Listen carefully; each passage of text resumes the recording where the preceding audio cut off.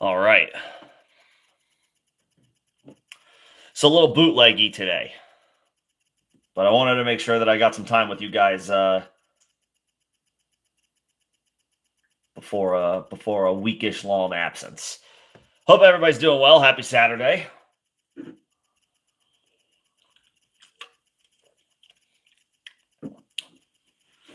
Wanted to get in a little start stream help, as I will not be available tomorrow, and obviously this is a little earlier. I will not be available this evening either. My schedule for the next couple of weeks is a little hectic. But I wanted to make sure I got some time with you guys all the same.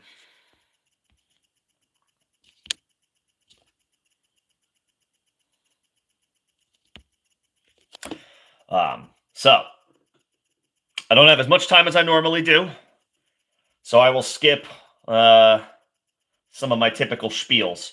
We'll get right into injury updates, and then I will take your questions for as long as I possibly can. Just real quickly, as a friendly reminder for anybody who is unfamiliar, members will get first priority to responses. That is a perk of being a member of the channel. I would tell you that you could find the link to become a membership in the first link in the description of this live stream normally, but I bootlegged this straight from my phone, so I don't have those links posted. So you'll have to check out other videos and streams on the channel if you are in fact interested. Let's get into injuries. Let's see. Braylon Allen expected to miss 8 to 12 weeks. Hopefully he grabbed Isaiah Davis. He is now the direct handcuff to Breece Hall for the majority of the rest of the fantasy season. Jaden Blue likely to be active in week 5. That is according to Jerry Jones. That's just due, I think, to Miles Sanders' injury. Javonte Williams will continue to see the bulk of opportunities. Bucky Irving not playing week 5. Congrats if you have Rachaad White. You are firing him up. Let's see. And Chuba Hubbard officially ruled out for week 5. I didn't really get into... I should have talked about Chuba Hubbard earlier this week. I did not realize the severity of which he aggravated his calf. So that's on, that's my bad. I wish I would have caught that one sooner. I certainly would have made a short about it. But, re-aggravated his calf injury that he was dealing with. Obviously not going to play week 5. Not totally sure how much time Chuba may miss. Hopefully it's obviously just this week, but if it's more than that, Rico Dowdle becomes incredibly valuable and a must pick up. And honestly, Rico can be started as a top 30 flex play this week, to be honest, in a great matchup against the Miami Dolphins. Great matchup. Jalen Coker will have his 21-day practice window open next week. They could use some help behind Tet McMillan. So Coker is an interesting stash. Obviously, you need to have IR spots in your league. But 12 and 14 team leagues. I don't know that we're quite adding Jalen Coker yet in 10 or 10 team leagues, and certainly not 8 team leagues. But put him on the watch list in shallow leagues. And if you have an open IR spot in a 12 or 14 team league, grab Jalen Coker. Alec Pierce ruled out for week 5, but Michael Pittman will play. I did talk about this on Thursday. Pittman was a midweek add to the injury report for Indianapolis. Not anything you ever want to see. Midweek injury ads, they suck. Because now it's like, okay, I don't know what to do with this player necessarily.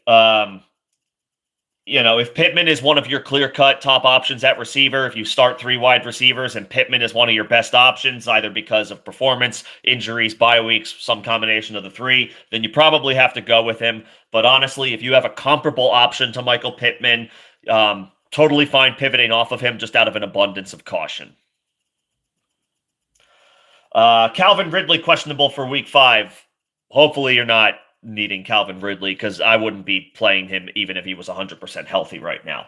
Jawan Johnson questionable for Week 5 with an ankle injury, as are Taysom Hill and Foster Moreau. I do not, I've been traveling a little bit, to be completely honest with you guys. So I am not as plugged in on how healthy Taysom Hill and Foster Moreau are. They have not played yet this year. Neither one of them sustained. Taysom suffered an injury late last year, cost him a lot of his offseason as far as just instead of football activities, he was rehabbing. Foster Moreau, the knee injury, he has not played yet this year.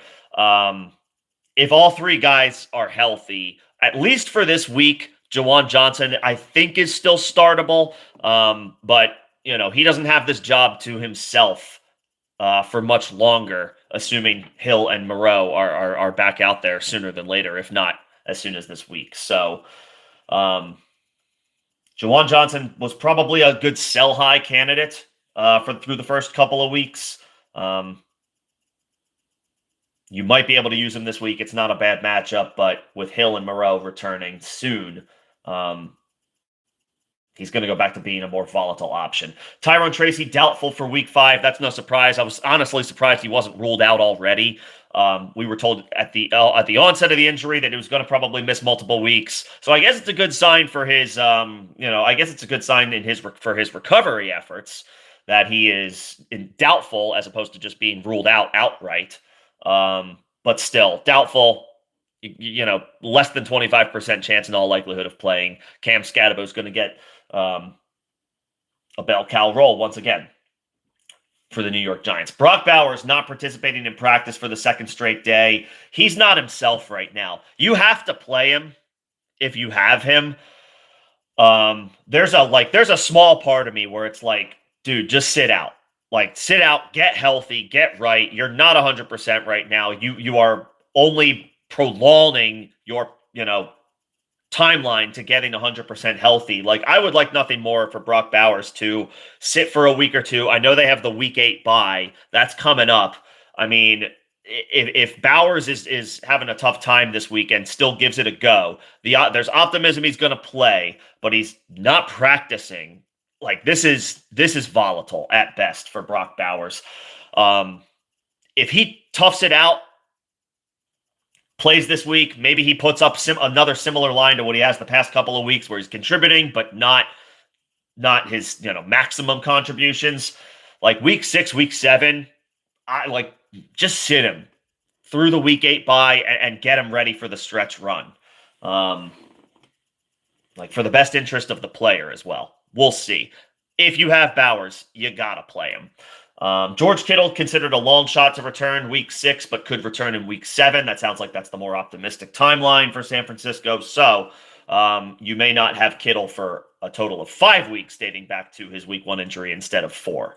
So obviously we'll keep an eye on that. Brandon Ayuk, unlikely to have the 21-day practice window open next week. He is weeks and weeks away. Ayuk never made sense as a redraft pick. I understand the thought process of a late round stash and maybe a second half help, or a second half push. I don't think we're getting that from Brandon Ayuk this year. Brandon Ayuk for me is a play for 2026. What's he even got? Maybe he's back, week 10, week 11. So obviously that's enough time for him to make an impact. But what type of impact are we looking at? I mean, this was a severe injury that he's working his way back from. And you don't typically see somebody fully return to form in the year immediately after a significant injury. If you're stashing Ayuk on IR and you need roster spots, to me, he's droppable. Hopefully you don't have him at all. Tajay Spears is questionable for Week 5. We're not playing him, but obviously he's on the watch list with him making his return.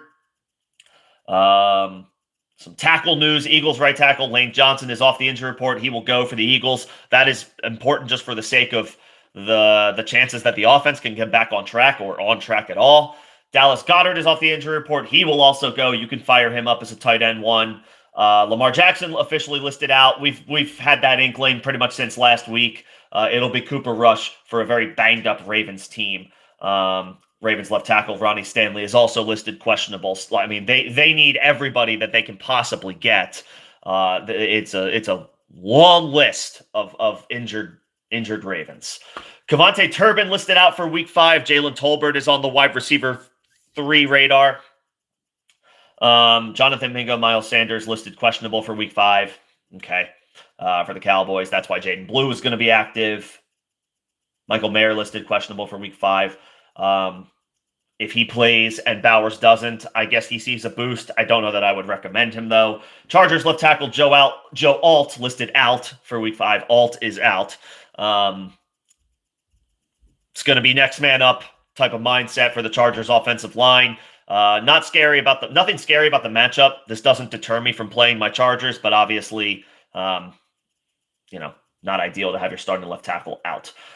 Baker Mayfield will go. He is not listed on the injury report. Baker Mayfield, as we all know, is a dog. Deebo Samuel will play week 5, but Terry McLaurin will not. Jaden Daniels is returning for the Washington Commanders. He will wear a knee brace, so we'll see how much that affects him. Going back to the Ravens, Keaton Mitchell, their explosive young running back, is expected to be active in week 5. He did not play most of last year due to a torn ACL that he suffered at the end of the 2023 season. So Keaton Mitchell did not play in 2024. He is expected to be active in week 5. Just first of all, happy to see him back. He was a fun, explosive player to watch his rookie year.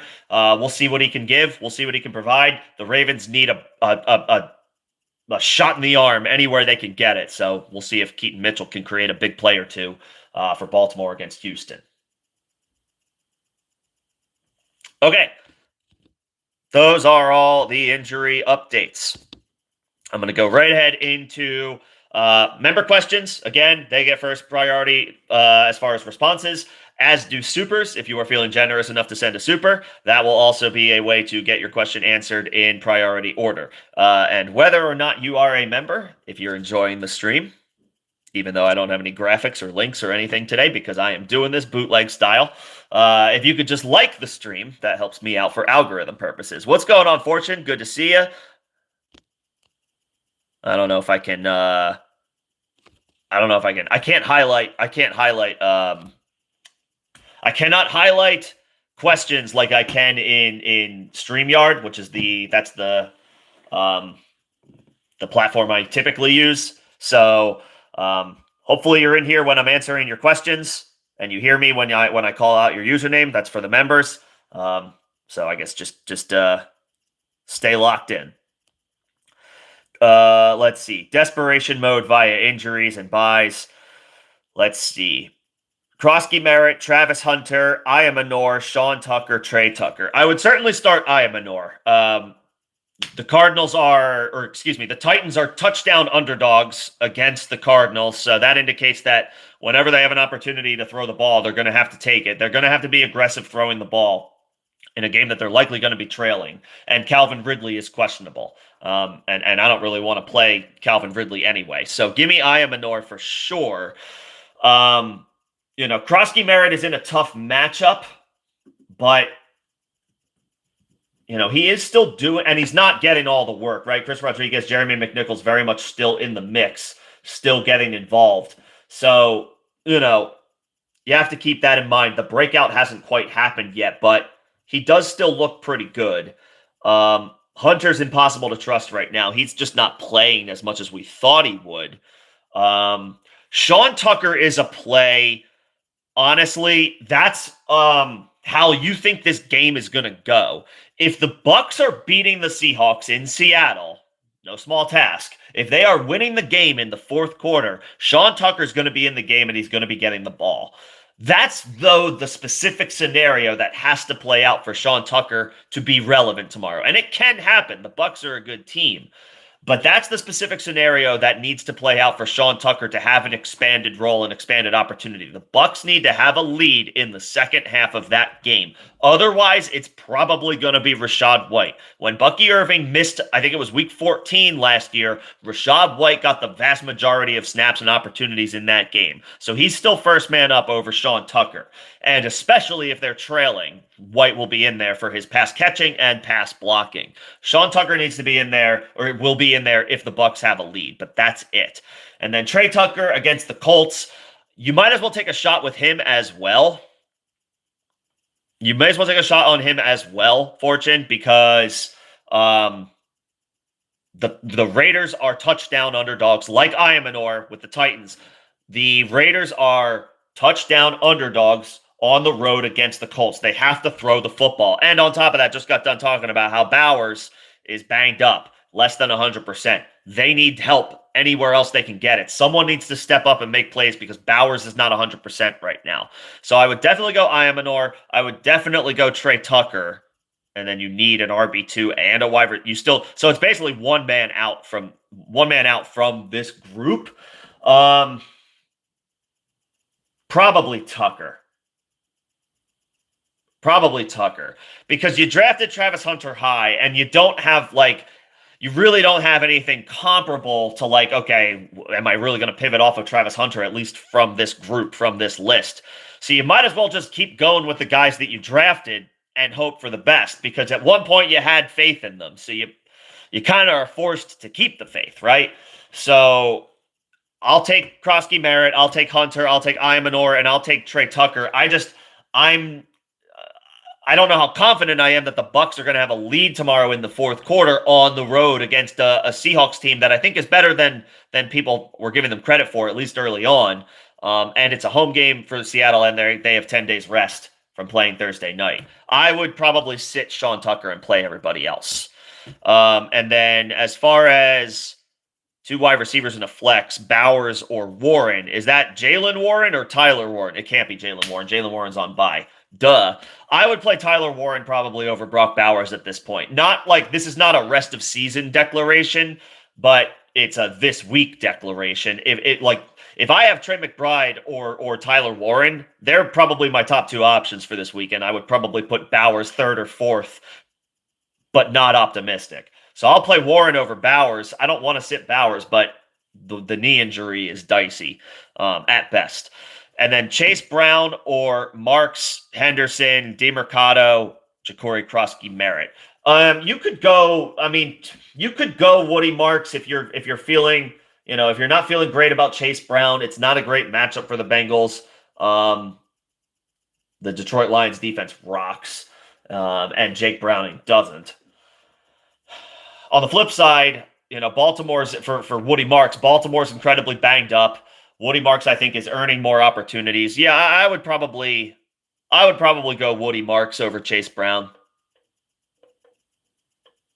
I would probably go Woody Marks over Chase Brown.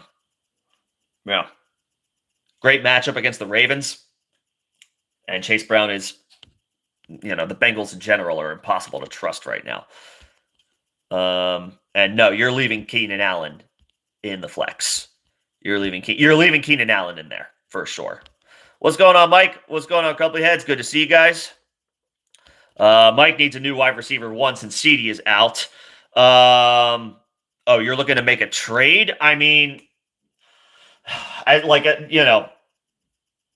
how bad do you need somebody? Offer CeeDee Lamb for Quentin Johnston. Or, I know that sounds crazy to say, but Quentin Johnston, it's possible that he has just flat out arrived. I don't know. You could try to take a shot on,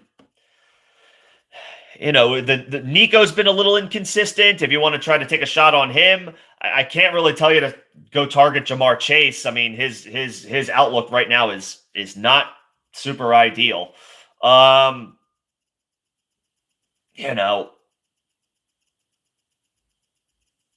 Could you try to buy low on Ladd? I think Ladd's going to have a good game tomorrow. Could you try? There you go. Could you try to buy low, Mike, on Ladd McConkey? That would be my answer. Not because I feel strongly that Ladd is going to I'm not planting my flag and saying he's going to be wide receiver one for the Chargers the rest of the season. I don't think that's going to happen. But you don't probably have to offer that much for him right now to take a shot on him. And I do think he's going to have a good game tomorrow. I think it's a good matchup for the Chargers wide receivers against Washington at home. Could you take a buy low shot on Ladd McConkey? That's where the big upside is. What's going on, Greg? Good to see you. Don, appreciate the super. Thank you so much. Very kind of you. Half PPR. we're ranking these guys. Chase Brown, RJ Harvey, Travion Henderson. Is that Sean Tucker or Trey Tucker, Don? And then is that Michael Carter? Right? It's got to be Michael Carter. There's not another Carter. There's a DeAndre Carter, but he's not in play here. I would put probably Chase Brown first among these guys, and I only say that with a little bit of like, I don't have a ton of confidence in that, to be completely honest with you. But, he's still the bell cow for Cincinnati. They're going to have to throw the ball a ton against an aggressive Detroit defense where they're probably not going to, Cincinnati is going to be probably trailing in this game. And honestly, even if they're not, they got to throw the ball to stay aggressive if they want to have any shot of winning. You're not going to conservatively beat the Lions, who are playing at home. You have to be aggressive. So, Chase Brown will catch the ball out of the backfield. I'll put him first. I will say, I guess Michael Carter, I actually might put second here. I actually might put Carter second here. It's Sean Tucker. Got you. Got it. I would say Carter would be 2 for me. Because it seems to be that he's going to be like the first and second down runner, the primary runner for Arizona. And they're going to have a lead in all likelihood in this game. The Tennessee Titans stink. They're not good. Even Arizona's Arizona's like 7.5-point home favorites. That's significant.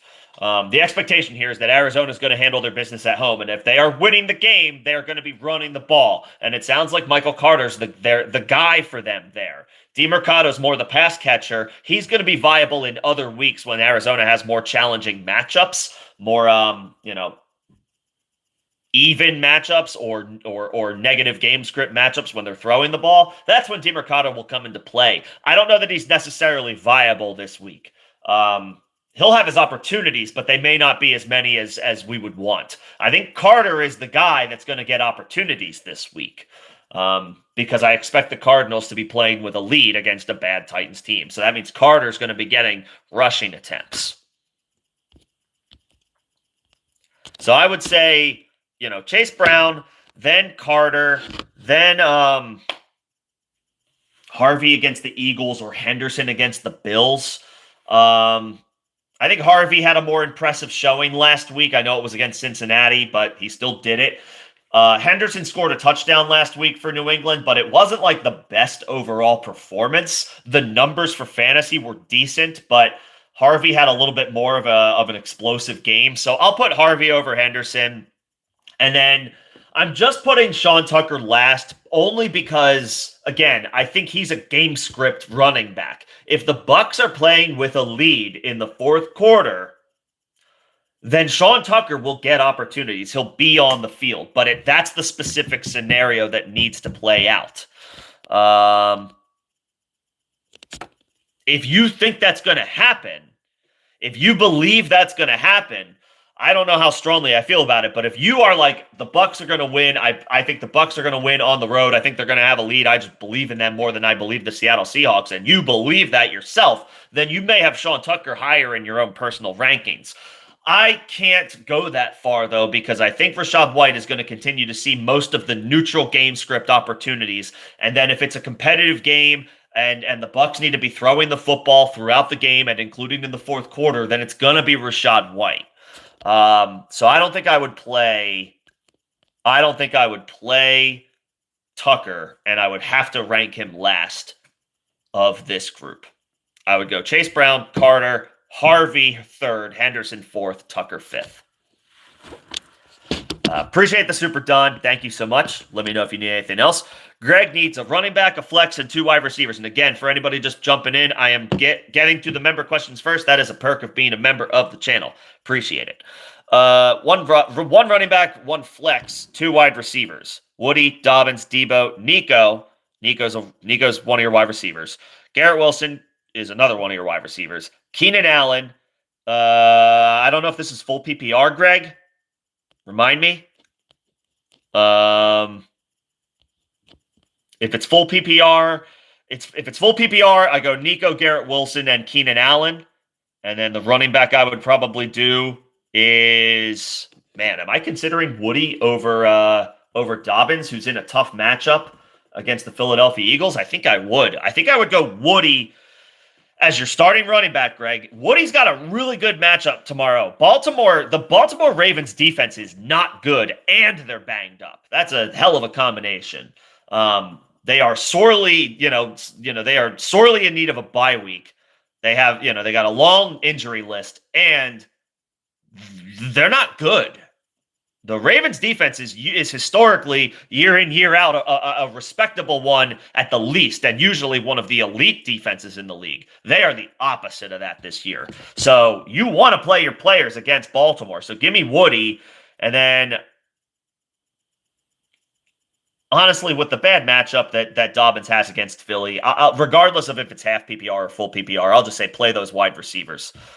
Play Nico, play Garrett Wilson, play Keenan Allen, and then put Woody in the running back spot. That's my answer, regardless of the scoring, Greg, because Dobbins has a tough matchup against Philly tomorrow on the road. And I don't want to discount Debo here. He's obviously viable, but I just like those other three names better. I can't play Debo over Nico, Garrett, or Keenan Allen right now. The argument for Debo over Keenan Allen is Debo will receive a lot more targets theoretically without Terry McLaurin, but Jaden Daniels is banged up. So how effective are they gonna be?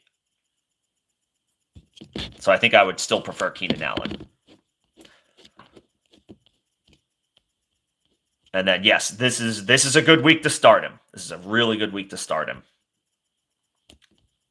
What's going on, Nemo? Good to see you.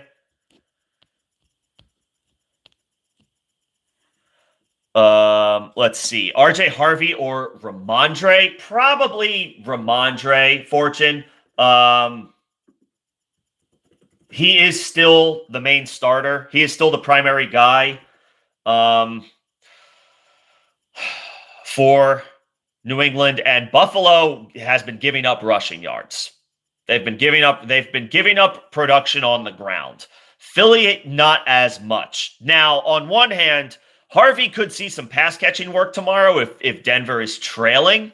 So if you want to be aggressive, if you feel like you need to be aggressive, I think I'm okay with Harvey. But in a neutral setting, or if you feel like you're a favorite and you just maybe need a safe play, I think that's Ramondre. Because he is going to get, he's going to continue to get starter snap counts, like say in the 65% range, and it's a good matchup. So I'll say Ramondre is a safe play, Fortune. Harvey is your aggressive upside play.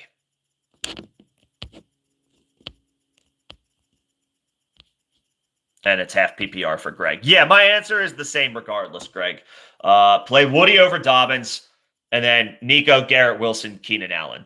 I prefer Keenan Allen over Debo. You're going to hear people this week tell you Debo over Keenan because no Terry for Washington, but I'll take the guy who has been, he's been consistent and good quarterback play.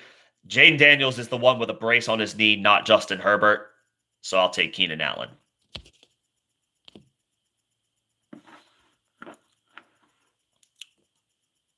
Yeah, if there's I'll be honest, I'm not, I should probably know this, but I'm doing this on my phone. I don't know if there's rewind capabilities in here. If somebody who is more savvy than I am, which doesn't take much effort, knows about how rewinding on a live stream that is on mobile, feel free to say something. I'm not 100% sure. If anybody needs me to repeat anything, just let me know.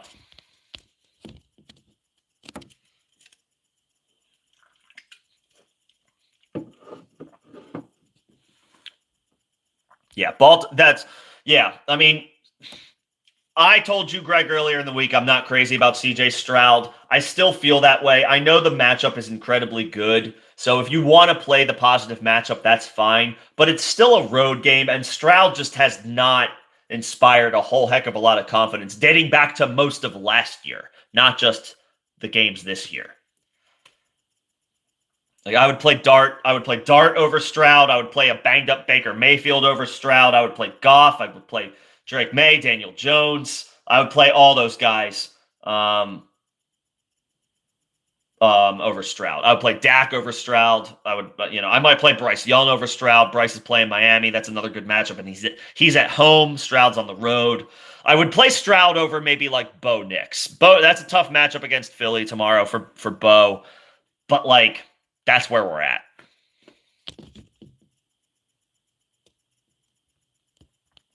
Nah, I would play Bryce Young over Stroud. Stroud's got a good matchup, but Stroud needs to prove himself. It feels like almost all over again. He hasn't been fantasy viable for like a year and a half now, consistently. He's had a couple of decent, showings here and there, and I think he was like a QB 15 on the week last week. That's not good enough. Like in Superflex, fine, but in one quarterback, that's not good enough. What's going on, Rojo? Good to see you.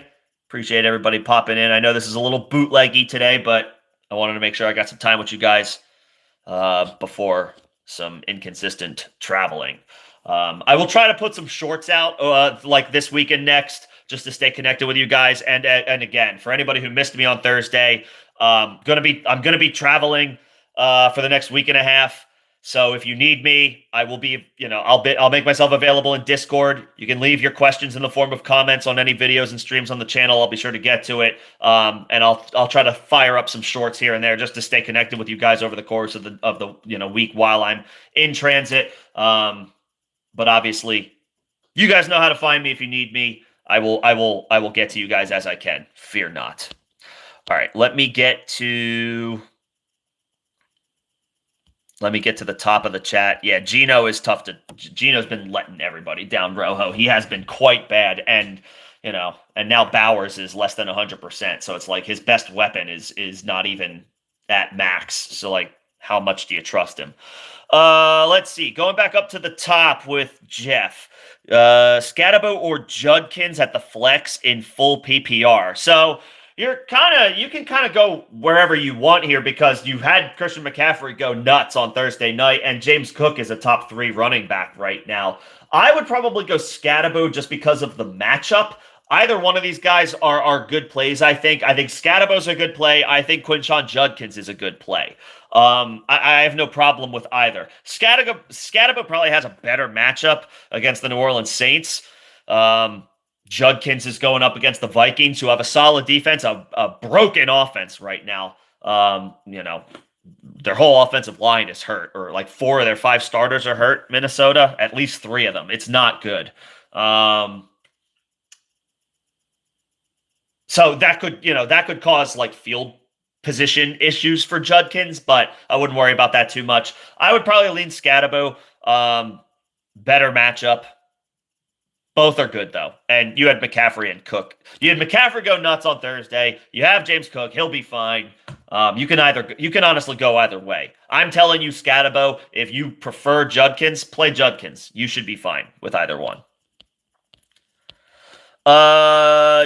Non-PPR, standard scoring, pick 2 for Joe. Chase Brown, Rico Dowdle, Rachaad White, Travion Henderson. I would probably go, so it's standard scoring. So I would probably go Dowdle from this group, because I think he's the one who is least reliant on pass catching opportunities. He's going to be the lead back with no Chuba. So he's going to get the rushing opportunities. And then, between Chase Brown and Rachaad White probably relies a little bit more on catching the ball than Chase Brown does. Although both of them are kind of inefficient runners, right? And Cincinnati's offensive line stinks.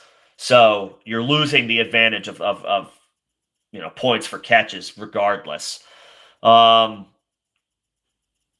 would definitely start Rico Dowdle. I would not play Henderson. It's between White and Chase Brown.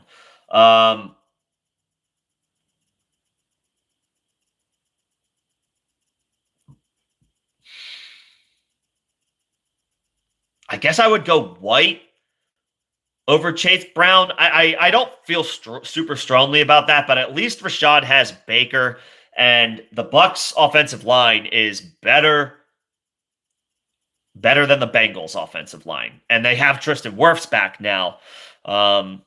So that's a huge boost for them. I would probably go Dowdle and Rashad White, even though it's standard scoring. Rashad is going to get in all likelihood, I think he's going to see 65 to 70% of the running back opportunities tomorrow. Sean Tucker maybe in the 35-ish% range, 30 to 35% range. Rashad White should handle most of the opportunities. His situation is just better than Chase Brown's. Jake Browning, bad offensive line versus Baker Mayfield. And, yes, Tampa's banged up as well, but they do have a better offensive line than Cincy. I'll take Rashad White and Rico Dowdle from those four names. Can you drop Spears for Bond? Jose is asking. Can you drop Spears for Bond? You have Gibbs, you have Achane, you have Brees. You don't have Bucky this week, but you do have Bucky hopefully sooner than later. And then you have the handcuff for Achane and Ollie Gordon. Smart. You lost Neighbors. London's on bye. You're down to Ayamanor and McMillan. Yeah, I mean, I would prefer. Do you have to make this move? Because Spears is still IR eligible, right? He hasn't been moved off of injured reserve. I don't think his designation has changed unless you don't have him in an IR spot. If you have an IR spot, then ideally you don't have to drop him. But if you don't have him in an IR spot and you really need a wide receiver for this week, or you just want to stash a wide receiver and see how he does, in this case Bond, because I think Tillman's expected to miss more than this week for Cleveland, which is what makes Bond intriguing. That's fine. Your running backs are really good. Gibbs, Achane, Brees, Bucky. Yeah, you can drop Spears for Bond. That's fine. That's fine. I'm good with that.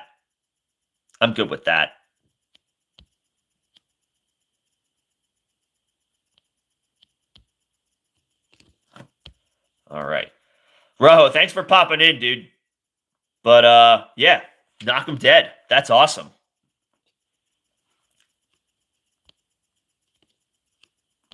That's awesome.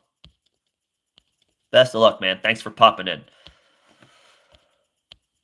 All right. Let's see. Where else am I at? And again, obviously this is a little bit of a wonky setup. If you think I missed your question, repost it. If I answered it but you missed it, let me know. I don't know if there's a way to rewind on here. I'm happy to repeat myself if need be. Trone Force lost Tyreek and needed wide receivers. You traded Wandale and Bill for Olave and Devontae Smith. Okay, I like that. I like that quite a bit. I like Devontae Smith as a buy low.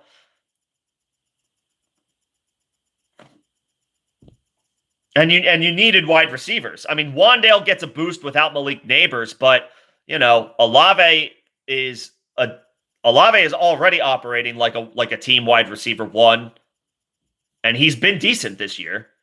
Devontae Smith had a good week 3. He's been quiet otherwise. That's not his fault. That's the Eagles' offense and their scheme. They're not good right now. But you don't necessarily expect that to stay that way. I like that trade. Is this just like, or are you just? There's not a question here. This is just like a feedback thing. I'm okay with the deal. I'm good with it. I like Olave and Devontae. I like let's put it this way. If somebody offered me Olave and Devontae Smith for my Wandale and Ja'Cory Krosky Merritt, I would take that. I would take that. I think. And you could, for the lack of production from Devontae Smith, I trust the individual talent at the end of the day,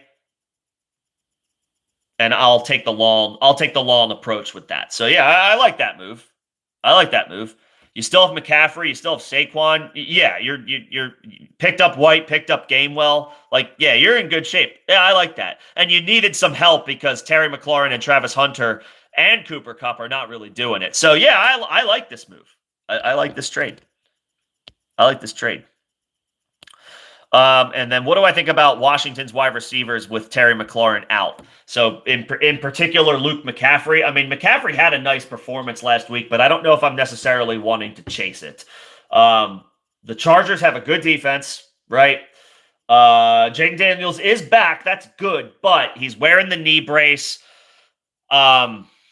I don't know how I don't know how close to 100% Jaden Daniels is. Like, of course, it's a good sign that he's back, but I don't know how ready he is to contribute at the highest of levels. If it's tomorrow, then okay, great. Then Luke McCaffrey is potentially an interesting flyer. But I don't know that how much confidence we have in that yet, especially because he's wearing the brace. If the question is him or right below Franklin or Iamanor or Kirk or Bond, I would probably go Iamanor. Franklin's in a tougher matchup against Philly. Like, yes, on one hand, he may not see like Quinyon Mitchell. That's going to be Cortland Sutton's problem. But he may see Cooper DeJean, and that's not a walk in the park either. Iamanor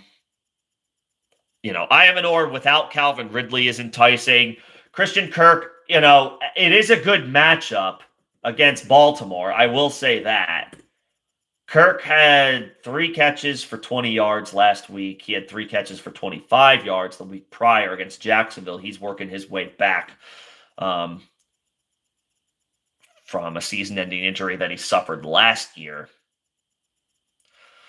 Yeah, I just don't know how, Christian Kirk is in his ramp-up period right now, so I don't know how confident I am in going to him. And then Cooper Kupp just hasn't quite, he's not what he used to be, to put it lightly. I would probably go Iamanor of that group. I would go Iamanor of that group because Calvin Ridley's questionable, not really doing much anyway, even if he does play. And the Titans are touchdown underdogs to Arizona. They're going to be throwing the ball. And Iamanor earned like a 27% target share last week. I'll take Iamanor.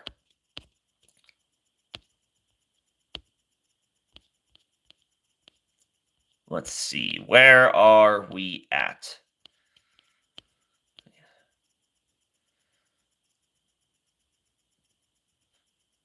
All right. Zayden, what's going on? Welcome in. Thanks for stopping by. KJ, better QB start, Bo Nix or Sam Darnold? Yeah, that's tough. Bo, obviously, in a vacuum is the better option, but it's not a good matchup tomorrow against Philly. Darnold is at home against Tampa, and he's got 10 days off because he played the Thursday night game not 2 days ago, but the week prior. Darnold has been pretty good this year. Not spectacular for fantasy purposes, but just straight up quarterback play has been good. Last week, 240 yards passing and a touchdown. That was on a short week on the road. I think he ran a little bit too, right? He had give me the game log, internet. Give me 1 second on this. Oh, he only had 1 run. But it was for 24 yards. That's why I was like, I remember he had a long run. It was the only run that he had. Okay, so Darnold's still not really giving you anything on the ground. We don't expect that at all. He's a pocket passer. Bo Nix, I guess, has been. I think what I would do is go if I'm a favorite. If you're a favorite, KJ, and you feel good about the rest of your team and the rest of your matchup, then I would probably just play it safe and go Darnold. I think Bo is the aggressive play in that his ceiling is higher, but it's a bad matchup, so the floor is lower than usual. If you want to be aggressive, I would say play Bo Nix. If you want to play it safe because you think the rest of your team can carry you and you're not worried about the quarter, you need to start somebody, obviously, but you're not too worried about your matchup per se. Darnold. But if you need to be aggressive, then play Bo Nix. The ceiling is higher because he's the better player for fantasy so far. But the floor is probably lower. So it depends on depends on your risk tolerance for your matchup is. And then Darnell Mooney was just dropped in your league. You could pick him up for Nick Chubb. It depends on who your other running backs are. Is your running back depth good? Is your wide receiver depth weak? If the answer to those questions is yes, then sure, do it. If it's the opposite, your wide receiver depth is loaded and your running backs are hurting, then don't do it. And I know that's to say, Nick Chubb hasn't been great. There may not be much left in there at all, but he is an option at running back right now. He is he's a warm body at the very least. And at the running back position, it's worth mentioning that. So if you don't need the running back help and do need the wide receiver help, sure.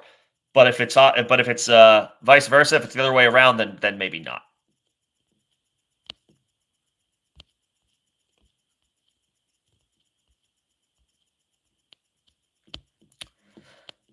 Timbo Slice, you traded Swift for Godwin.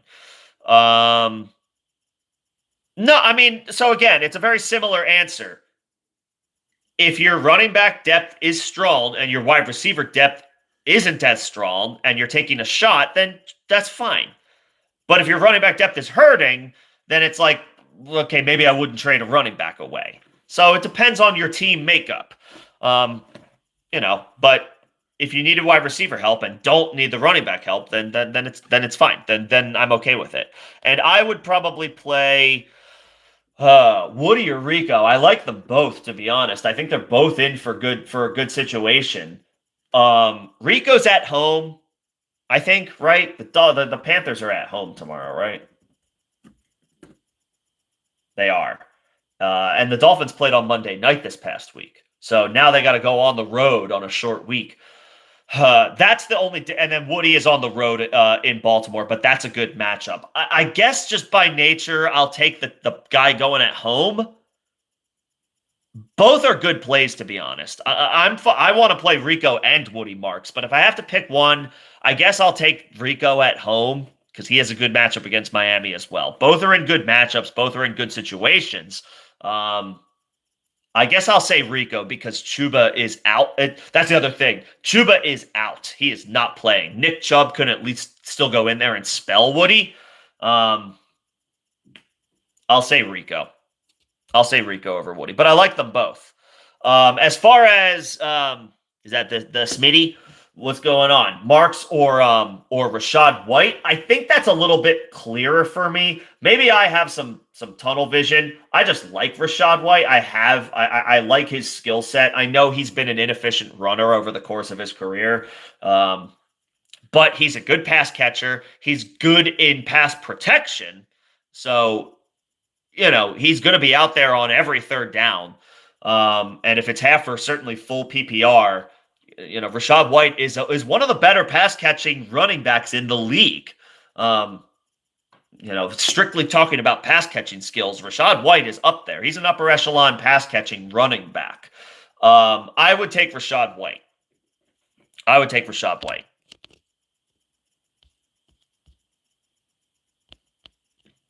Traded away. Traded away Lamb, Brian Thomas. Holy hell, this is a huge trade. Traded away CD, Brian Thomas, Jordan Mason, and Chuba for Pickens, Rashee Rice, Scatterbo, and Charbonnet. I love these big trades. So you unloaded BTJ. He's been disappointing. Still high expectations, I think, over the course of the season, whether that's still fair or not, but has been disappointing. CD's hurt, but there seems to be optimism that CD will be back sooner than later, hopefully within the next week or two. Not counting this week. He's out this week, but hopefully by, say, like week 7, hopefully week 6, but week 7 maybe. Mason has a stretch of bad matchups right now, right? And Aaron Jones is, a little bit closer to returning, now than he was in week 2 or week 3. So, so Mason's grip on the starting job is not necessarily guaranteed. And he's got some tough matchups on the slate, especially tomorrow against Cleveland. Chuba's hurt, and we're not 100% sure on the severity of it. You got Pickens, who's going to be a wide receiver 1 for at least another week or two. Rashee Rice, who I love I love buying Rashee Rice. I mentioned, I don't know, Shaboy Poppy. I think I said that right. Uh, I've been calling Rashee Rice a buy low favorite of mine for a little while now. Especially if you can take advantage of somebody who has Rice on their roster, but maybe they're 1-3 and they're feeling the heat and they want to get a player who's healthy now to help them now. I love acquiring Rashee Rice for the stretch run. Scadaboo looks great and he may not relinquish the starting job even when Tyrone Tracy is back. And then you got Charbonnet for a little extra running back depth.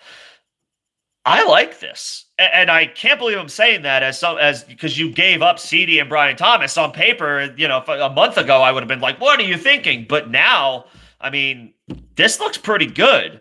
Obviously, when CD comes back, you expect him to go back to being a stud wide receiver one, and you're kind of betting against Brian Thomas. Maybe he is going through a sophomore slump, and maybe he doesn't fully put it together at all this year.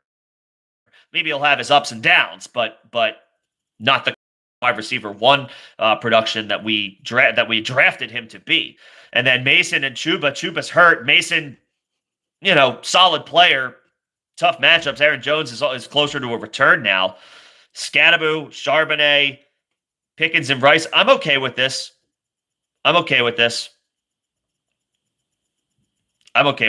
You are 0-4, so obviously with Rice not playing for a couple of weeks, that's you're gonna have to continue to weather that storm. But you got points now in the form of Pickens and Scadaboo, so I'm okay with it. You got pieces in Pickens and Scadaboo and Charbonnet. Honestly, you could play him tomorrow too if you want. That can help you now. Lamb's not helping you now. Chuba's not helping you now. Brian Thomas isn't helping you right now. Mason is in a bad matchup tomorrow. So you need a win. This trade, I think, helps you get a win, or it increases your chances of getting a win. So I'm good with it. What's going on, Nino? Good to see you. Thanks for popping in. Again, for anybody who is just joining or hasn't joined or is joining for the first time, I get to members first. That is a perk of being a member of the channel. Start 2, full PPR. Walker, Marks, Iamanor, Godwin, Higgins, Addison. Is it those first 2 running backs? I mean, in full PPR, obviously, some of these wide receivers are a little bit more viable. And I do like Addison in his return, although the Browns defense is good. I would probably just play those first 2 running backs. What did Godwin do last week in his first game? 3 for 26. I think he's still working his way back. Godwin, I think he's viable in a couple of weeks. I don't know about this week. I would probably just play those 2 running backs, Nino, and hope for the best. Walker, obviously in a timeshare with Charbonnet, but still very much involved. And then Woody Marks, this is great opportunity, should be the primary guy for Houston's backfield tomorrow in a great matchup against Baltimore. I'll take those 2 running backs, Nino, over those wide receivers. Higgins has fallen off without Burrow. I like Addison, but that's a brutal matchup tomorrow. And I like Iamanor, but I like those running backs more. Yeah, give me those 2 running backs. And then what's safer, Michael Carter or Harvey? Carter is safer. Carter is safer than Harvey because I expect the Cardinals to play with a lead tomorrow. They're playing the Titans. The Titans stink. Even Cam Ward said they stink. He said we're ass right now. And he's right. They're not good.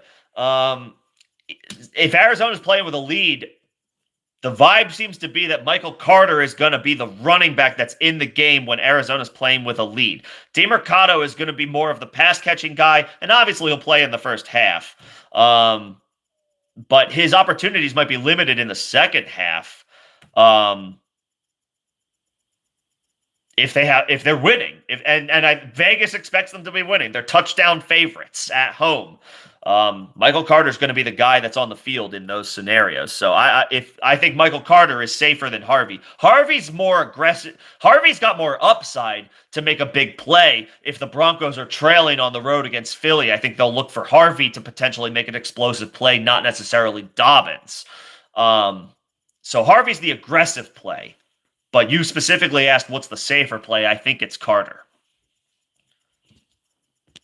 This is where we're at in the year 2025. Michael Carter is a safe play at running back.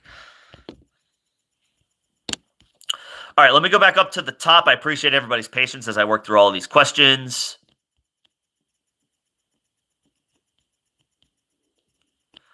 I think I'm at Hefty. Start Kamara or Dowdle in half PPR. Kamara's been solid, right? He's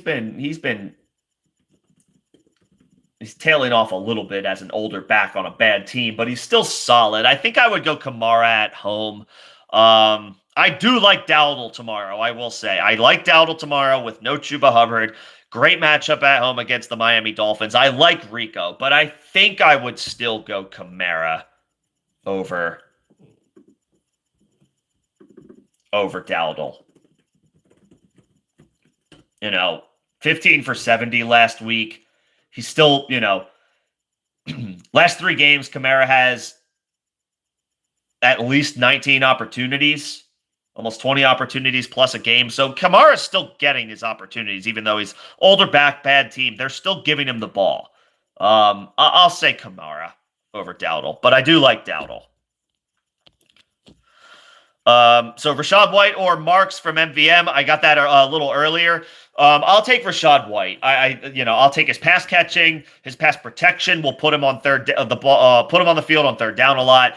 Obviously, no Bucky Irving.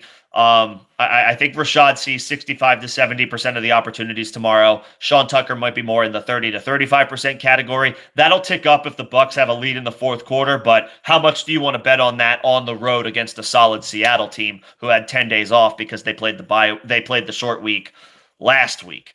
I'll take Rachaad White.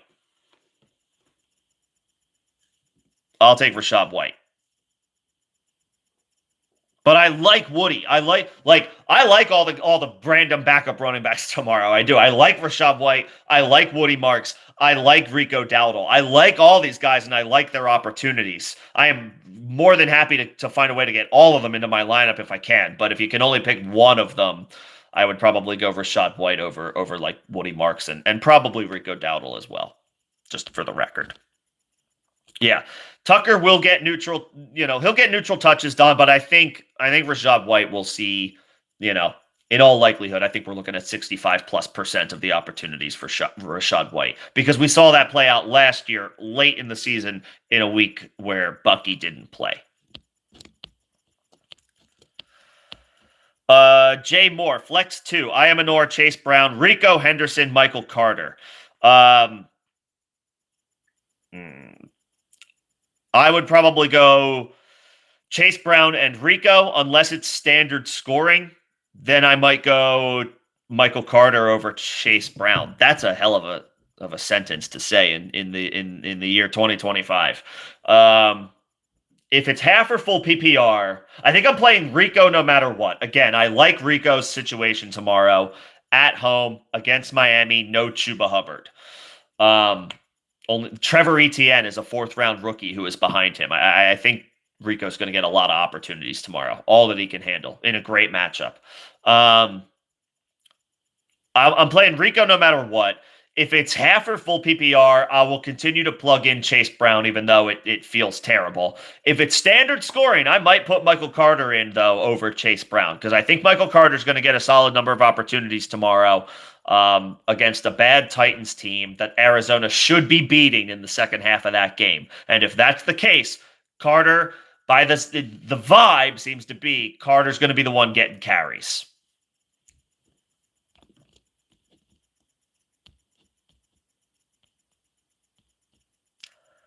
All right, moving my way on down. You need upside. Do you start Godwin or Diggs? You start Stephon Diggs if you need upside. Godwin, I don't think is there yet. He returned last week. This is for Inceptivus. I don't normally shout out everybody's usernames, but I am today because I can't. I usually reserve, that's usually a member perk. This is a bootleggy stream I'm doing today. I usually reserve that perk for members, but I'm making an exception today because I can't pin comments. like I can in StreamYard, which I'm not using. Godwin is not the upside play right now. Godwin made his return last week, and that was great to see, but he only had 3 catches for like 25 or 26 yards. He's in his ramp-up period right now. Godwin will be, I think, in play in a couple of weeks, but not like quite yet. Diggs appears to be moving past his ramp-up period, right? His ramp-up period was at the start of the season. He was coming back from the ACL injury that he suffered last year. And he had his most routes run. He had his most snaps in a single game last year, and he had his by far best performance. And he gets to play his old friends, the Buffalo Bills, his old team in Buffalo, I think for the first time since he left the Bills. So you know that he's going to be, players don't need that extra to motivate themselves. But when they get a chance to play their old team, especially in their old park, I'm sure Diggs would like nothing more than to catch a touchdown in Orchard Park and let his feelings be known to the Bills faithful. Give me Diggs. He looked better last week. Looks like he's maybe moving past that ramp-up period to start the season. Diggs over Godwin. And then Frizzy, Travion or Bill rest of season? I mean, I have to say Travion Henderson, strictly from the fact that, and maybe this is ill-advised, but he was a second-round pick in the NFL draft compared to Ja'Cory Krosky-Merritt, who was a seventh-round pick. Again, maybe that's not super fair in a vacuum and on a one-year basis. And Bill seemingly has a clearer path to an opportunity because Brian Robinson's been traded and Austin Eckler is out for the year, but it hasn't quite materialized yet. Henderson is an explosive player in his own right. Ramondre Stevenson and Antonio Gibson are volatile players, especially when it comes to ball security. Fumbling is a problem, especially for Ramondre. I do not think Travion Henderson ever takes over this backfield outright. I think Ramondre will remain involved. But also, how long is Chris Rodriguez and Jeremy McNichols going to remain involved for Washington, and therefore capping Bill? I would still believe in the upside of Henderson over Ja'Cory Krosky-Merritt. That being said, Washington does need to give the ball to Bill more. And maybe they're, taking their time with him again. He's a 7th-round rookie.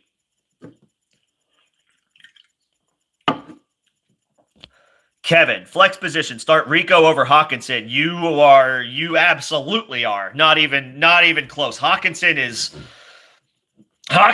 banned right now. He's in the shadow realm. We are not playing TJ Hawkinson right now. 1, the numbers haven't been there, and 2, I don't know, if you watched that game last week against the Pittsburgh Steelers, I will give this to Hawkinson. It's not all his fault. They are asking him to block more because the offensive line is riddled with injuries. And guess what? It's not any healthier now than it was last week. I would not be surprised to see Hawkinson give up, a lot of route running tomorrow to stay in and help the offensive line block and chip, etc.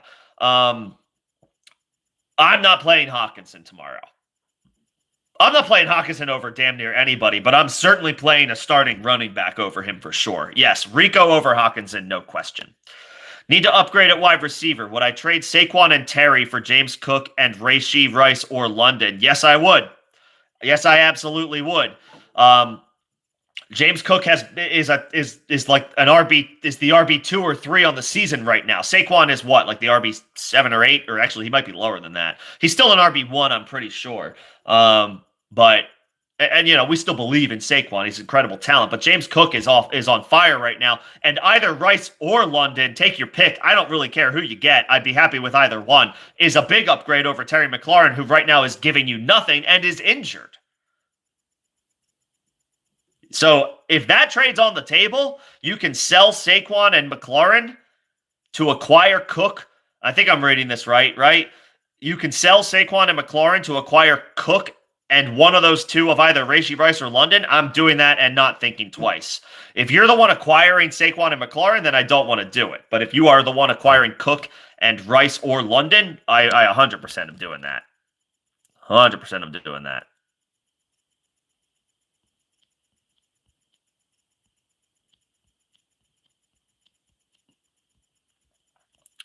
Scadaboo or Genty? I mean, this is for Daz. Scattaboo or Genty? I mean, we can't sit Genty after a 3-touchdown performance. I mean, I don't want to. I really want to play Scattaboo. I would prefer to play Scattaboo, I think. But can we really sit Genty after a 3-touchdown performance? I'm not expecting a 3-touchdown performance again, but can we really sit Genty? Now, the Raiders are without Colton Miller, their starting left tackle, so that is a big loss. So if you're worried about that, then I guess from that perspective, I am fine with going Scattaboo. I just don't want to bench Genty. But I do want to start Scattaboo. Damn, that's tough. I'll say your floor play is Scattaboo, but if you need to be aggressive and swing for the fences, then I would say Genty. But I guess his floor is lower on the road. Indy's got a solid defense, and their starting left tackle is hurt, so he's not going to play. A bad offensive line gets even worse. Miller is, I think, their best player at left tackle. So I guess it could be a little bit rougher sledding for Genty this week. That being said, it's tough to pull him out of your lineup after last week's matchup. I like Scattaboo. The fantasy hotline, Goff against Cincinnati or May against Buffalo. This is like a classic, I think, floor versus ceiling type of situation. If you think you can, I mean, honestly, actually, Goff might just be the floor and ceiling play because he's always so good at home. I almost forgot about that. I will say Goff is that May runs though, right? May runs more than Goff does, so that's what makes him super enticing. I will say Goff is your floor play. I'll stick with what I was originally going to say. Goff is your floor play if you think you can get away with a safe quarterback play. Goff should be a QB1. Great matchup at home against Cincinnati, and he does well at home in general. If you need the upside, if you feel like you're an underdog, you need to swing for the fences and you need to be aggressive, then I would go Drake May. He should run. Obviously, his supporting cast isn't as great, and being on the road, his situation is not as good as Goff's, which is why I think his floor is lower. But his ability to run is what gives him the higher ceiling. Goff is your safe play. If you think you can play it safe, May is your aggressive play.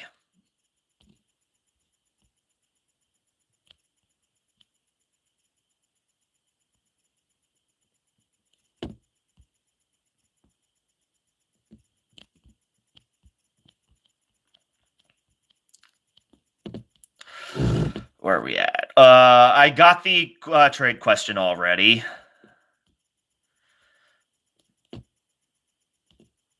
Let's see, where are we at here?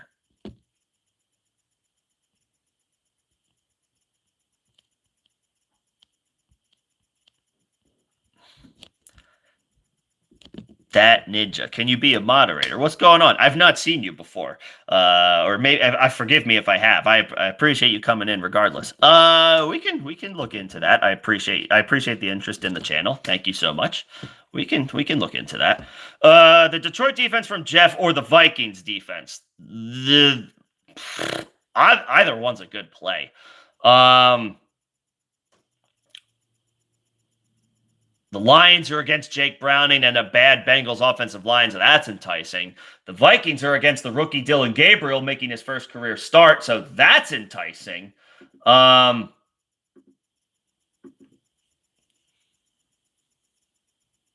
bad offensive line play makes it really enticing. So does a rookie quarterback. Honestly, they're both top 5 options in my opinion. It's like the best options on defense this week are like those two, probably Arizona and Cleveland, the other team in the Vikings game. Detroit at home. Cincinnati played on Monday night. Now they got to go on the road on a short week, right? The Bengals were on Monday Night Football last week, right? They were. They got steamrolled by Denver. Yeah, I mean, I'll play the Lions. The Bengals played, right? Is it a home game for Cincinnati? Maybe it's a home game for Cincinnati. Apologies. Still, it's a short week for... Okay, it's a home... All right, it's a home game for... I'm sorry. For some reason, I thought the Lions were at home. Really quickly, the fantasy hotline. I apologize. I thought Goff was at home. He's on the road. I maybe just played May outright. The Bengals defense is horrible. So just to rewind really quickly, Goff should still be fine, but I feel a little less good about him on the road. So I might just tell you to play May outright. Sorry about that. Apologies. So Detroit's on the road. The Vikings are in London. Neither team is at home. I'll still say Detroit. The Bengals offense stinks. Jake Browning stinks. Their offensive line stinks. Detroit is sacking everybody right now. Racking up a lot of points. I'll take Detroit, and I trust the Lions offense right now more than the Vikings offense to sustain drives, keep the defense fresh, less likely to create a short field that the defense has to defend because of a turnover. Carson Wentz is excellent at turning the ball over, so that could put the Vikings defense in a precarious situation here and there. I'll say Detroit. I'll say the Detroit Lions defense. T-Man, Ladd or Slayton? I am sticking to my Ladd McConkey guns this week. I know that Ladd has been bad, and last week was like a bottom-out situation. I get that.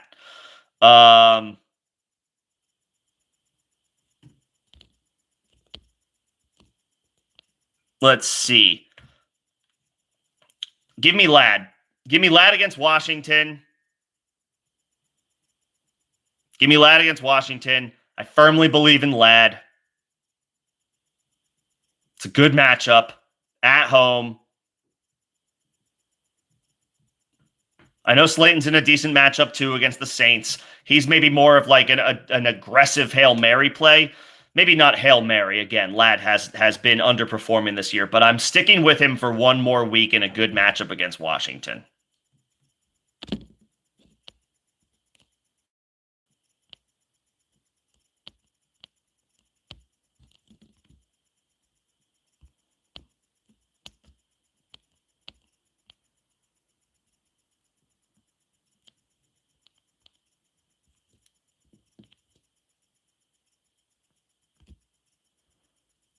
Yeah.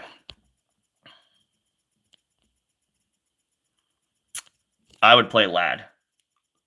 Who's this Uncle Ted clown? Bro, I know significantly more ball than you do. Get out of here. Let's see.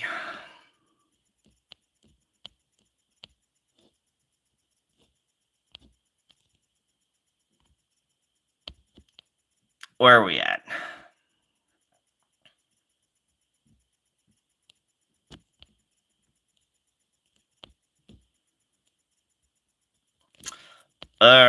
Yeah, give me Ladd over Slayton. I still believe. Let's see. Full PPR from Joe. You have to start two wide receivers. Slayton Tolbert, Juju, or Luke McCaffrey. Those first two. I can't, with Xavier Worthy back for Kansas City, I can't possibly vouch for Juju. And Luke McCaffrey is a I know his opportunity is expanded with no Terry McLaurin, but I don't know that I want to necessarily chase his performance last week against a tough Chargers defense. Slayton is in a good matchup against New Orleans, and with no Malik Neighbors has an expanded opportunity. And Tolbert, he's going to be a full-time starter tomorrow for Dallas. Obviously, CeeDee Lamb's going to miss another week. And Kevontae Turpin is out as well. So Tolbert's going to get as many opportunities as he can handle. I would go those first two names, Slayton and Tolbert.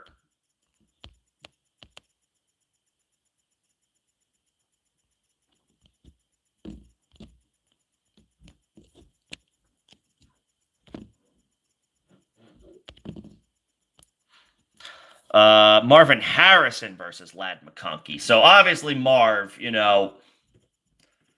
it's been a whirlwind up and down season for Marvin. It's been a whirlwind start to his career for Marvin Harrison. It's been very up and down. This is a good matchup for him. His opportunities might be limited. One, because of the matchup, and two, raise your hand if you trust the connection between Kyler Murray and Marvin Harrison, because right now I don't know how many people actually believe in it.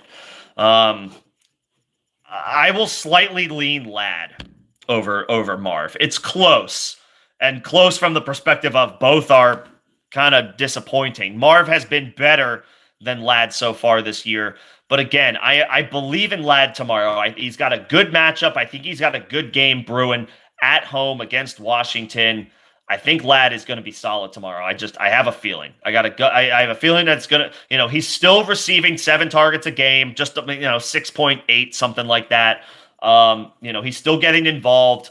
Heard this on the Footballers earlier this week that he's still receiving like a quarter of the first read targets. That's significant, more than Keenan Allen. Keenan Allen obviously has produced more, but Ladd is still heavily involved in this offense. I'll slightly take Ladd over Marv.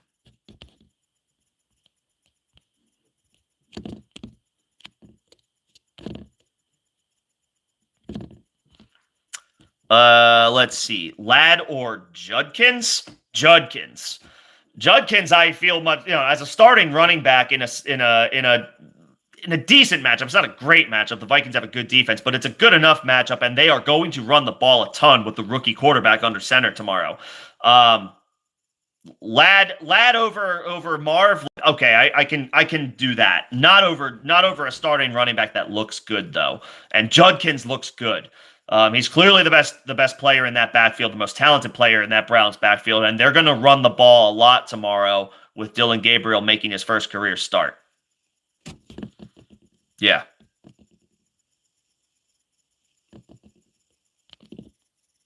Give me Judkins over Ladd.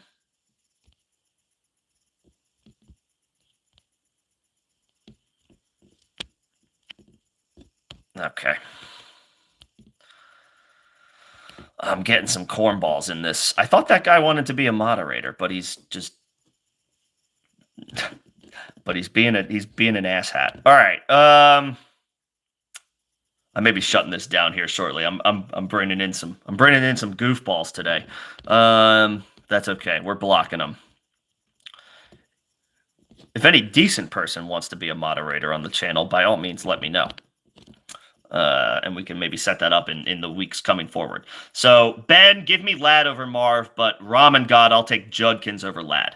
Alec, Keenan Allen, Olave, Brian Thomas, start 2. So I would definitely start, I would definitely start Keenan Allen. He's been so rock solid so far. And he's in a great matchup at home against Washington. I like all the Chargers wide receivers pretty much every week. And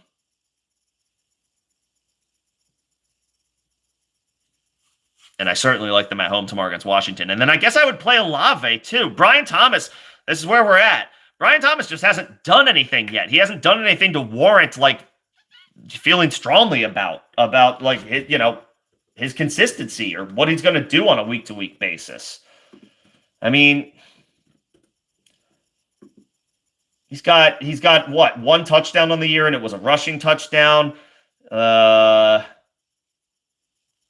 week he had 7 targets. He caught 5 of them for 49 yards. That might have been his best performance of the year. I mean, and it's a tough matchup against Kansas City. They're doing well against opposing wide receivers. Yeah, I'm benching Brian Thomas here. I will start Keenan Allen and I will start Olave.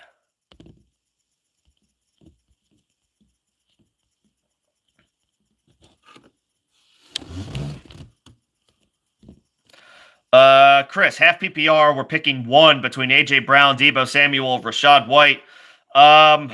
Probably Rachaad.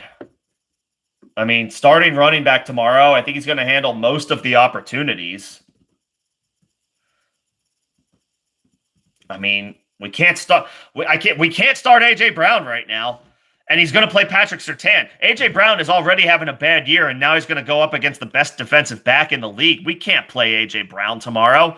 I think A.J. Brown will be worth kicking the tires on and trying to acquire in a dirt cheap buy low deal after this week, because I think he's going to really struggle tomorrow against Patrick Surtain.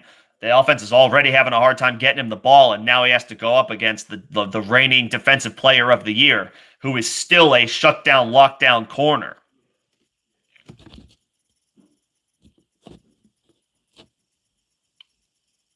And then Deebo's got a good opportunity tomorrow, but it is a tough matchup on the road against the Chargers. I'll take Rachaad White.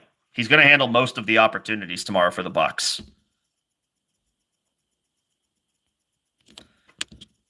What's this update here? Hold on. All right, sorry. I was trying to look at a sleeper notification and it pulled me out of the app. My bad. I just got Chris's question. Rashad White. Thoughts on picking up players not because I need them, but so your league mates who need them don't get them. From Jeff. I feel this, but I always, above all else, I want to make sure that I'm doing what's best for my team. And if that means that I am allowing somebody to sit out there that another league mate is able to grab, then so be it. If it doesn't directly benefit my team, then I'm not, yes, blocking people from making a move, sure, fine. If you can, but obviously not at the expense of, getting rid of players on your team that you yourself believe in, that you don't think you can get back if you drop them.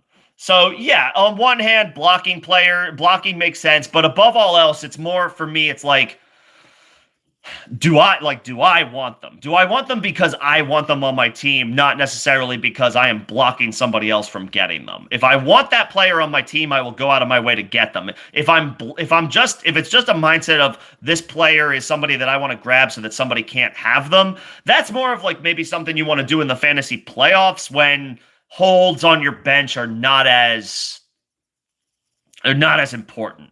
Because you're playing 1 week at a time in the fantasy playoffs. You're just playing to survive in advance. So at that point, it's like, yeah, I'll drop somebody who I don't want to drop them during the regular season, but I don't need them now. And there's a guy that is out there that could be used against me. That's more something in the fantasy playoffs I'm willing to do, but not necessarily the regular season. I want to, during the regular season, continue to hang on to depth that I myself, I want on my team, regardless of any other situations.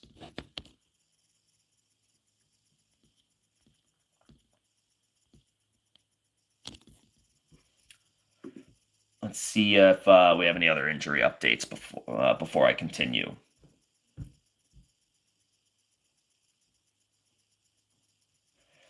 Tajay Spears will play Week 5. The Dolphins are expected to release Tyreek Hill after this season. That's interesting. Michael Mayer downgraded to out for Week 5, so he's not an option if Brock Bowers is not able to go, although it sounds like Brock Bowers is going to play. And Taysom Hill and Foster Moreau expected to be active Week 5. So Jawan Johnson no longer has a vice grip on the tight end snaps for New Orleans. Just he should be fine for fantasy tomorrow, but his outlook rest of season is not as strong. Henry or Fan, this is from Red and Gold. Henry or Fan at a tight end. I think you got to ride the Hunter Henry wave right now, right? Fannon's Dylan Gabriel's making his NFL debut, his first career start. I don't feel strongly about any of the Browns pass catchers. Judy, Njoku, Fannon. Isaiah Bond. We'll see what these guys can do. We'll see what Bond can do. But Dylan Gabriel's making his first career start against a pretty good Vikings defense. I don't have a strong feeling about the Browns pass catchers. Henry is on a pretty nice little run right now of scoring fantasy points. I'll take Henry. And I trust Drake May right now way more than I trust Dylan Gabriel. We haven't seen Dylan Gabriel. We don't know what he is.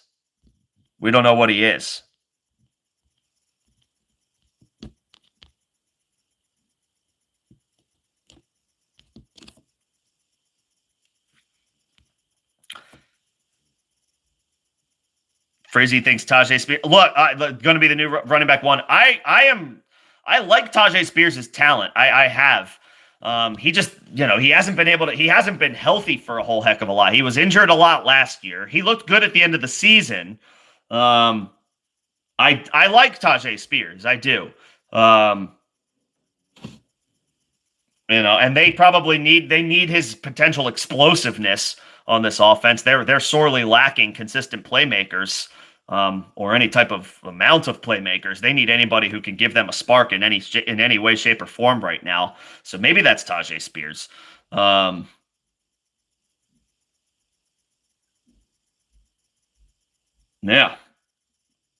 I don't hate it.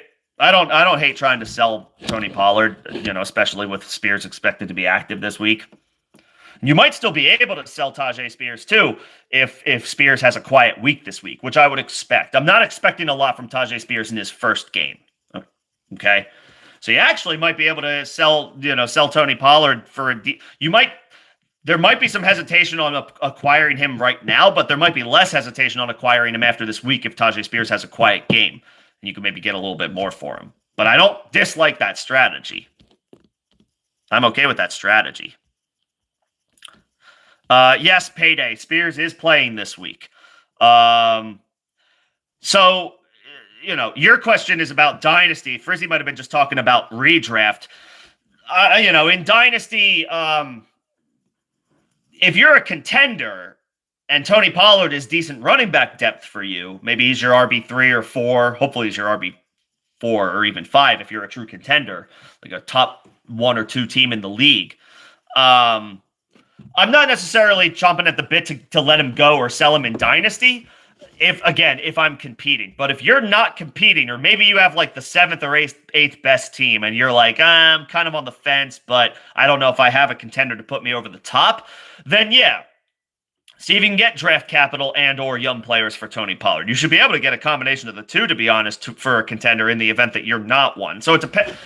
Dynasty questions always come with, especially if you're talking about selling a veteran, are you a contender or are you potentially looking at a rebuild? It depends on your specific situation, because we're not talking about just this year. We're talking about forever. We're talking about years and years down the line as well. You want to set yourself up if you're rebuilding, but you want to keep your veteran pieces if you think you can get a championship. So, it depends on your specific situation, Payday. If you're not a contender, then yeah, let's look at selling Pollard. But if you are, then even with Tajay Spears coming back, I don't necessarily want to get rid of Pollard because he's valuable running back depth at the very least. This is for Dynasty. But redraft, sure, sell high on Tony Pollard. I have no problem with that. Will also has a Dynasty question. Superflex PPR. Trey Tucker, Cooper Kupp, Marvin Mims, TJ Hawkinson. So how many of these guys do you have to start? Is it 1 or is it 2? Or is it 3? I really don't want to start TJ Hawkinson right now. TJ Hawkinson is impossible to trust.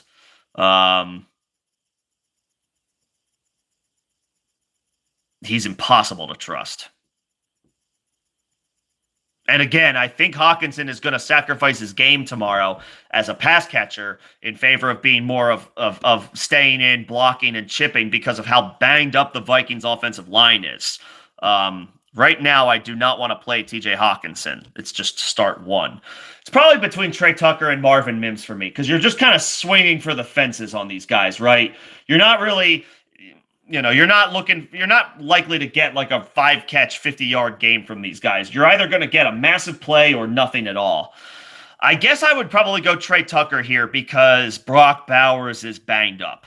And that's pretty much what I'm going off of. Bowers is less than 100% if he's able to go. And if he's not able to go outright, then obviously that even boosts Trey Tucker a little bit more. And the Raiders are touchdown underdogs on the road to Indianapolis, so they're going to be throwing. They're going to be throwing if they have a lead. They're going to be throwing in a neutral situation. And oh yeah, obviously, if they're trailing, which Vegas expects based on the line, then they're going to be throwing. So I'll take Trey Tucker from this group. Mims is a shot play in a tough matchup. Kupp just doesn't... feels like it might be it. We might be at the end for Cooper Kupp. He'll have a game here and there over the course of the season, but good luck trying to predict which ones. And then Hawkinson, again, I just don't trust right now.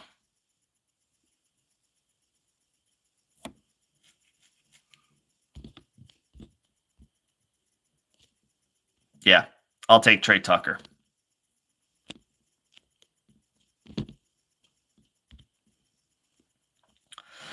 And then we are coming up on the end of the chat. So I will be jumping off shortly, but I did just want to make sure that I popped on with you guys because my availability for the next week and a half will be a little sporadic. So I want to make sure I got this time in with y'all.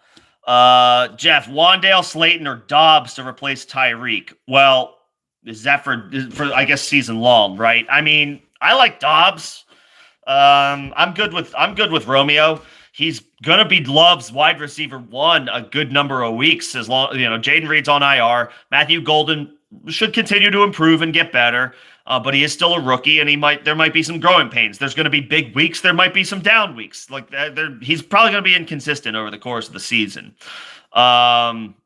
That leads me to believe Dobbs is going to be a little bit more of like a consistent guy for Jordan Love. With Wan'Dale and Slayton, obviously they have an expanded opportunity, but how much is Dart going to throw the ball like consistently week over week? He's not, he only had like 150 yards passing. It might have been less than that against the Chargers. It was his first career game, so, we don't hold that against him too much. But he's also pulling the ball down and running. If he's going to pull the ball down and run 10 times, that takes away from pass attempts. That's going to hurt Wan'Dale and Slayton. I'll take Dobbs as the permanent replacement for Tyreek for this year. Obviously, for this week, you need either Wan'Dale or Slayton. But Dobbs is the guy I think that I feel a little bit better about. Love should have stronger passing numbers week over week than Jackson Dart. That's just a rookie finding his way versus a 4th or 5th year vet at this point. 6th-year vet. Jordan Love's been in the league longer than I give. It's because he sat for 3 years behind Aaron Rodgers. So what is this, his 4th year starting? 3rd year starting? So he's like a 6th or 7th year player at this point. Yeah, I mean, versus a rookie quarterback. I'll take Dobbs as the permanent replacement of these 3 options.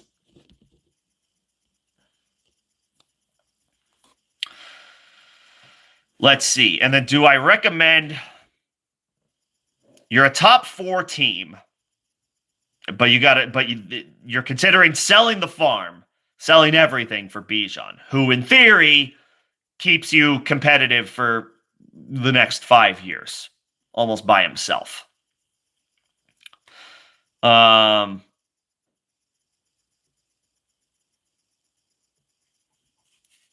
Here's the thing about this.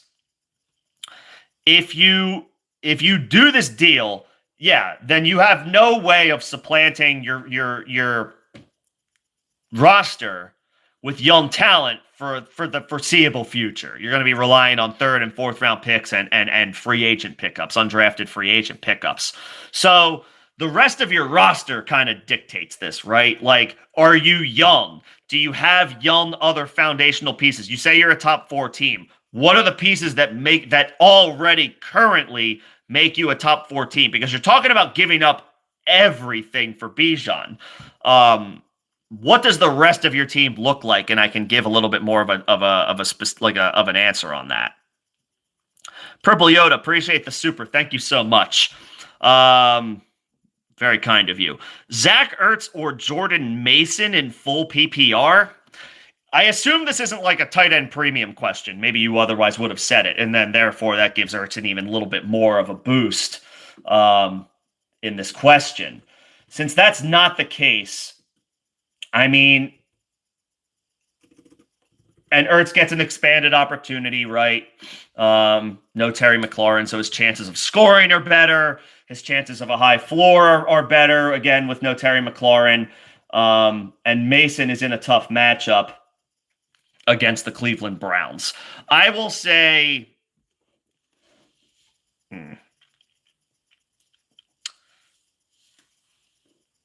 I can't believe him.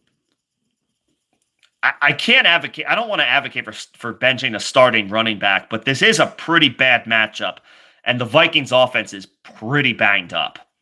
I will say your floor play might actually be Ertz. Your floor play might be Ertz, and then your aggressive ceiling play, if you feel like, if you're an underdog in your matchup and you need to be aggressive and you can hope for Mason to just kind of come through with some volume, even though the matchup is brutal, you could go Mason just based on the volume. But in full PPR with no Terry McLaurin, I would say Ertz is the more likely player between these two to get 10 points. Mason might be more likely to get 15, but he's also more likely to end up with like 6 or 7. I think Ertz is the safe play, and then depending on what you need, I would say, if you think you need to be aggressive, if you think you're like, I need to swing for the fenses, running volume is king at the running back position. Mason's going to get it. Yes, it's a bad matchup, but I need to take a shot on him scoring a touchdown and catching some passes, and coming through with volume. Then I would say maybe Mason, but the safe play I think is, I can't believe I'm saying this, I think the safe play is Ertz.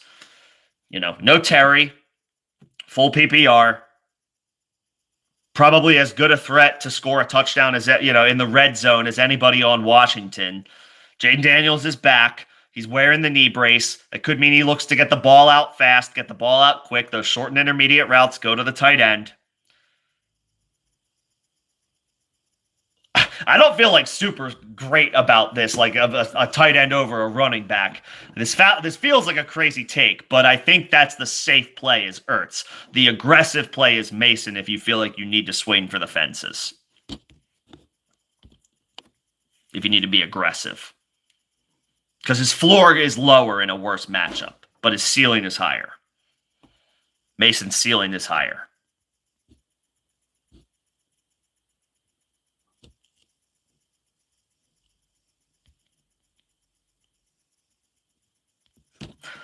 If you need anything else, Purple Yoda, let me know if you want me to follow up on anything, or re-clarify anything, or let me know. Appreciate the super.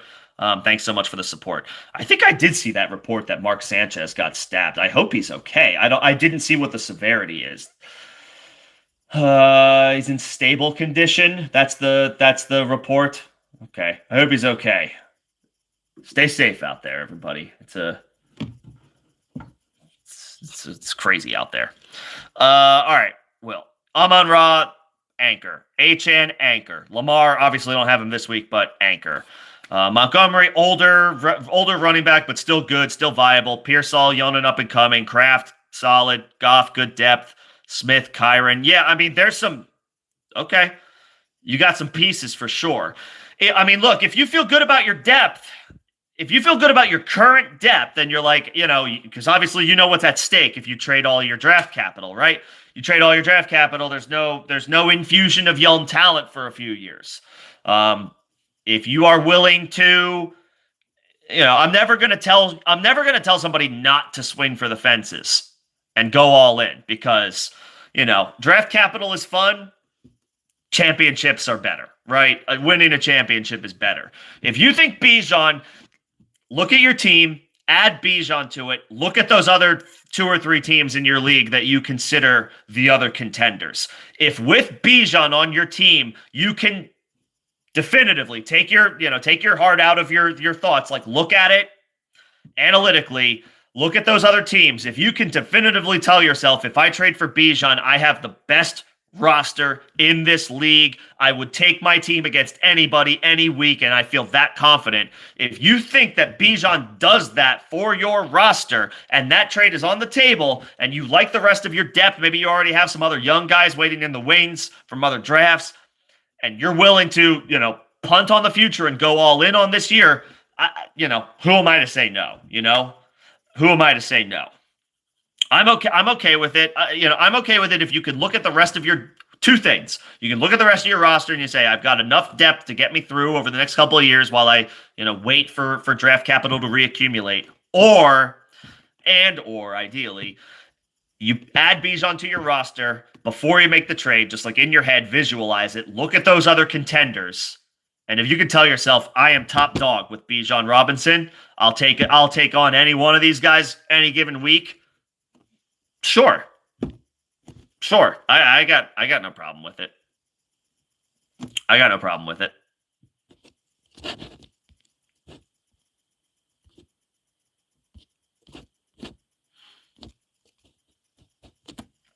All right. And then appreciate it. Well, thanks for the subscription. Appreciate everybody coming in and hanging out today. This is a bit of a unique situation. I'm usually live at 5 Eastern on Saturday. So if you're just finding me for the first time today, I'm also usually on a desktop streaming with like official, a little bit more of an official setup. This is a bit of a bootleggy stream, just on my phone. I usually go live Tuesday, Thursday, Saturday, and Sunday, 6 p.m. Eastern, Tuesday, Thursday, 5 p.m. Saturdays, 5 p.m. Eastern Saturdays, and then 11 a.m. on Sundays before the slate. I am traveling at the moment. I'll be in and out over the next week. But I do have a normal cadence of live streams Tuesday, Thursday, Saturday, Sunday.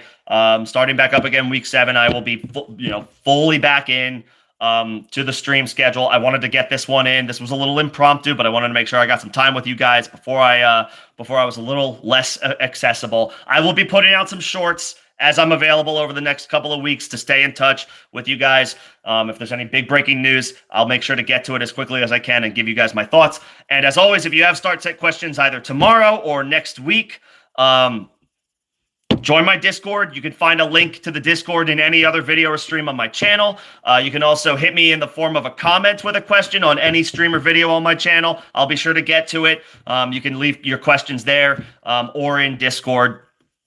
Wherever is easiest for you guys, you think to get a hold of me. I am active in Discord. I am active on here on YouTube. You can ask your questions here in the form of comments. Go check out my other videos and streams, or just go click on another one of them. Second link in the description of any other video or live stream on the channel other than this one will give you a free evergreen invite to my Discord. You can ask questions over there. I think that will do it for me today, though. I appreciate everybody coming in. Thank you guys for your patience as I work through these questions. Special shout out to all my members. Thank you to Don and thank you to Purple Yoda for the supers. Appreciate the support. I do got to run. If I miss any questions, hit me in the form of a comment, either on this stream or any other videos and streams on my channel. I'll get to it. And hit me in Discord. I will answer it over there. And best of luck in your Week 5 matchups. Thanks for tuning in, everybody.